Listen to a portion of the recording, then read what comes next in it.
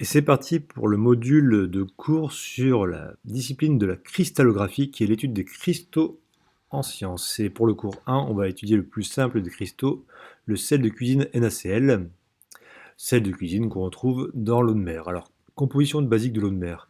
Qu'est-ce que c'est la composition basique de l'eau de mer? La composition basique de l'eau de mer, c'est très simple. En première approximation, l'eau de mer est composée quoi? D'eau. Et c'est de l'eau salée. Et donc le côté salé de l'eau de mer est donné par les ions qui sont dissous dans cette solution. Je vous rappelle que les ions sont des atomes qui ont perdu ou gagné des électrons, donc il existe des ions positifs. S'ils ont perdu des électrons négatifs, ils deviennent des ions positifs, et des ions négatifs, s'ils ont gagné des électrons, ils deviennent donc négatifs puisqu'ils ont gagné des charges moins. Et dans l'eau de mer, principalement en première approximation, évidemment il n'y a pas que ça, on a des ions sodium, Na+,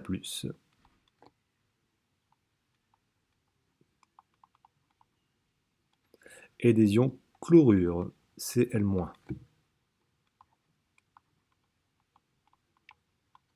Donc si je dois faire un petit schéma d'une mer, j'ai de l'eau et des ions sodium, Na+, et des ions chlorure. Alors il y en a autant de l'un que de l'autre puisqu'il y a Na+, et Cl-. Donc s'il y a 1 milliard de Na+, il y aura donc 1 milliard de Cl-. Et bien sûr, le tout est dans de l'eau. Donc l'eau de mer est ce qu'on appelle une solution aqueuse. Elle contient de l'eau, solution aqueuse, et des ions, qui sont des atomes qui ont perdu ou gagné des électrons. Que se passe-t-il quand on évapore l'eau? Voici une modélisation avec de l'eau de mer. Donc elle contient des ions à une certaine concentration. En physique, on utilise la mole, la quantité de matière. Ici, par exemple, j'ai une concentration de 0,837 mol par litre. Que se passe-t-il si je retire l'eau de l'eau de mer, si je la laisse s'évaporer? C'est ce que je vais faire ici. J'évapore. Déjà, qu'est-ce qu'on voit? C'est que la concentration augmente, évidemment. Je retire de l'eau, donc j'augmente la concentration en soluté, en ion. Là, je vois que ma solution commence à saturer. On voit l'apparition de petits grains. Et si je retire tout l'eau, j'obtiens des petits grains, le fameux sel, NaCl. Donc, que se passe-t-il quand on évapore l'eau? On concentre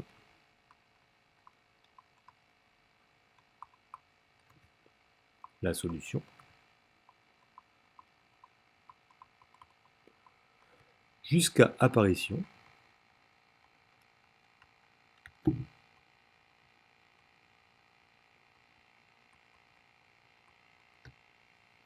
de cristaux de sel.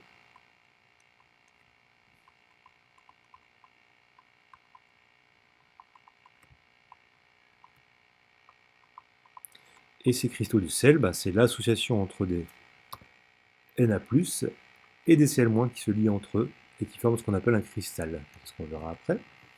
Et ces cristaux de sel s'appellent du coup Na collé à Cl. Et pour dire que c'est un cristal, donc un solide, on met un petit S. Voilà. Définition d'un cristal au niveau macroscopique. Alors qu'est-ce qu'un cristal au niveau macroscopique? C'est très simple. C'est un solide.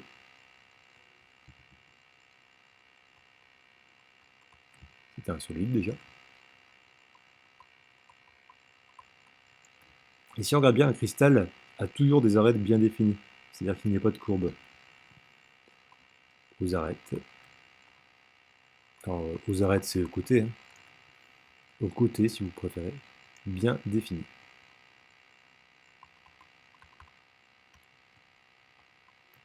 Ici, c'est marqué. Voilà, bien défini. Qu'est-ce qu'un cristal cette fois-ci? Qu'est-ce qui se passe si je zoome sur mon cristal le plus possible? Que va-t-il se passer si je zoome sur mon cristal? Si je zoome sur mon cristal, donc cette fois-ci j'ai passé du domaine macroscopique, visible à l'œil nu, à microscopique, visible au microscope. Si je zoome, Eh ben, un cristal est un enchevêtrement d'ions Na+, et de Cl- collés entre eux. Si on regarde bien ici, je vais faire un zoom encore. Eh ben, le cristal de sel, NaCl, est composé de Cl- accolé à un Na+, de Cl- accolé à un Na+, et ce, dans toutes les directions. Dans cette direction-là, dans cette direction-là, dans cette direction-là. Plus, moins, plus, moins, plus, moins, plus, moins, plus, moins, plus, moins, plus, moins, plus, moins, plus, moins. Les plus et les moins sont disposés de façon symétrique entre eux. Et bien voilà ce qu'est un cristal ionique au niveau microscopique. Remarquez ici, définition d'un cristal au niveau microscopique. On peut marquer que c'est l'association régulière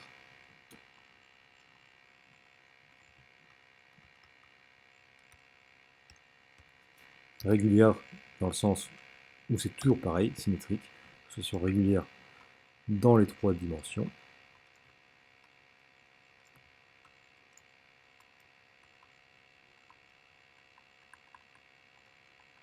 Dans les trois dimensions d'éléments chimiques.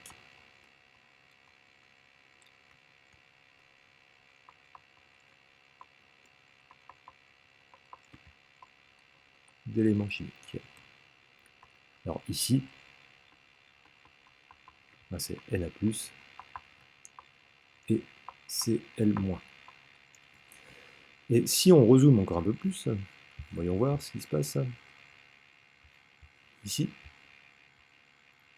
on voit que, vous voyez, on va prendre ici bleu, bleu, bleu, bleu, bleu, bleu, bleu, bleu, bleu, bleu. Ça se répète à l'infini. Vous voyez ici, je peux faire un cube qui se répète à l'infini. Pareil, si je prends les verts, par exemple ici, vert, vert, vert, vert, qui va se répéter comme ça à l'infini. Ici aussi, vert, vert, vert, vert, vert, vert, vert, vert, etc. qui va se répéter donc comme ça à l'infini, comme ça à l'infini, par ici, dans tous les sens. Donc un cristal, finalement, c'est l'addition d'un petit motif élémentaire. Vous voyez, si je prends bleu, bleu, bleu, bleu, en trois dimensions, et bien ce petit cristal, ce petit élément de cristal, je peux le copier-coller à l'infini pour créer un cristal géant, si je peux me permettre. Et donc ça, ce petit élément de cristal qu'on peut copier-coller et répéter à l'infini, ça s'appelle la maille d'un cristal. Qu'est-ce que la maille d'un cristal? Eh bien, c'est le plus simple des cristaux, le cube, ça peut être un hexagone, mais c'est le motif le plus simple d'un cristal qui se répète à l'infini. C'est-à-dire que ce motif-là, je peux le copier ici, je peux le copier ici, je peux le copier ici, je peux le copier ici, dans toutes les directions, je peux le copier devant, et créer peu à peu un cristal qui deviendra macroscopique, c'est-à-dire à taille humaine. Donc la maille d'un cristal, c'est définition. C'est le plus petit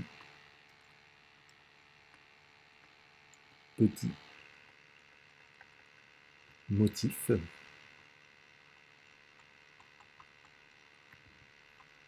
d'un cristal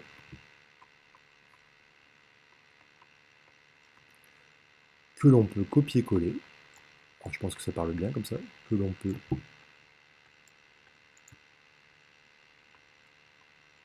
copier-coller à l'infini.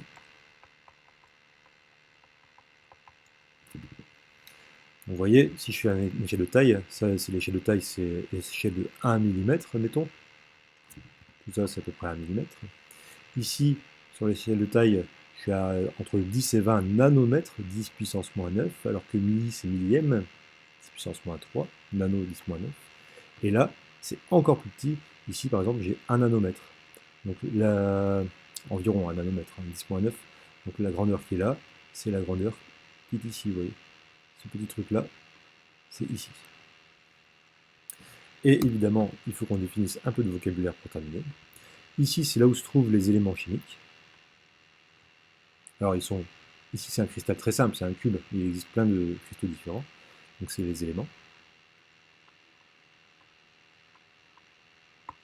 Et donc ça s'appelle un nœud.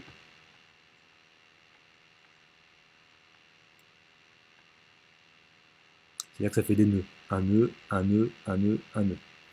Et la distance entre les deux éléments chimiques, c'est l'arête, si vous préférez, on appelle ça le paramètre de maille.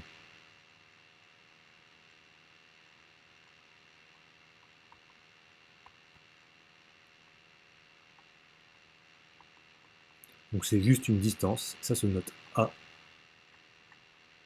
en mètres. Donc si vous voulez, on peut marquer que c'est la distance entre deux éléments.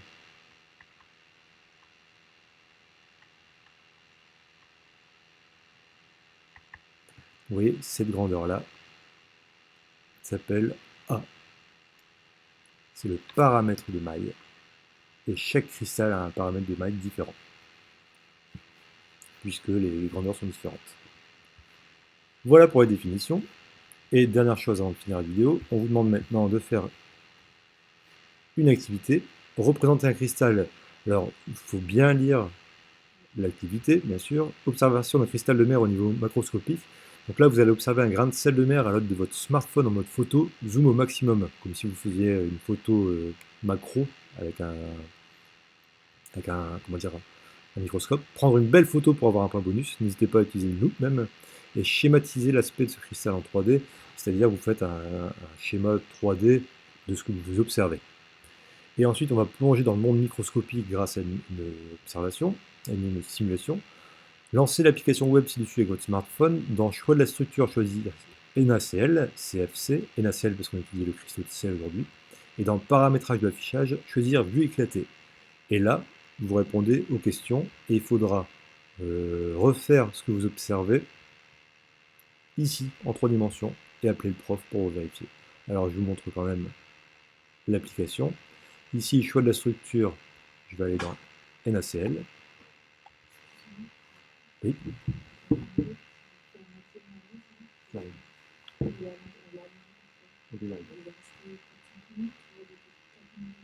Ok, bah j'arrive. Pour finir, excusez-moi, on met vue éclatée. Voilà. Alors les dimensions, on peut mettre les dimensions et vous voyez, le paramètre de maille A, c'est la distance entre les deux atomes roses qui sont les atomes de chlorure. Donc ici, j'ai les atomes de chlorure. Ici, au milieu, j'ai les atomes de sodium. Et je peux refaire le schéma qui est demandé. Alors évidemment, ça se bouge. Vous voyez, là, c'est vu du dessus ou vu du dessus. Et après, vu en 3D, si vous voulez répondre aux questions. Merci beaucoup.